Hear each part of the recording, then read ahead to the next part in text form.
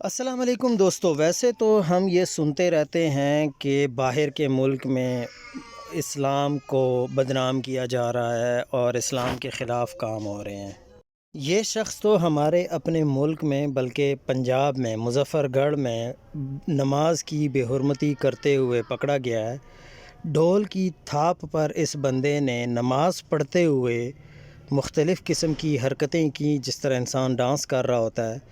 میں تو کہتا ہوں کہ اس شخص کو چاہے قانون ہو یا نہ ہو، کسی چوک پر الٹا لٹکا دیا جائے اور اسے کہا جائے کہ اب جتنا مرضی ڈانس کرنا ہے کر لو، اور اس وقت تک اس شخص کو لٹکائے رکھنا چاہیے جب تک اس کی جان نہیں نکل جاتی۔ ویسے تو ہماری پنجاب پولیس کی پھرتیوں کا سب کو پتہ ہی ہے، اور پوری دنیا میں ہماری پنجاب پولیس کا جو حال ہے وہ بھی سب کو پتہ ہی ہے، لیکن یقین مانیں اس معاملے پر ہمیں پولیس کو خراج تحسین پیش کرنا چاہیے۔ چاہے جیسے بھی ہو، انہوں نے بڑی محنت کر کے اس بندے تک پہنچے ہیں اور اس کو گرفتار کیا ہے اور اس کے اوپر مقدمہ بھی درج کر لیا ہے۔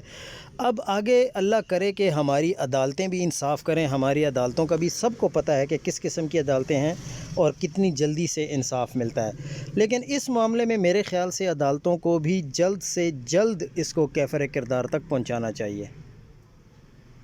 یہ اگزامپل سیٹ کر دینی چاہیے کہ آئندہ کوئی بھی شخص مسلمانوں کی کتاب اور نماز وغیرہ کے بارے میں اس قسم کی حرکت کرنے کی جرت بھی نہ کر سکے۔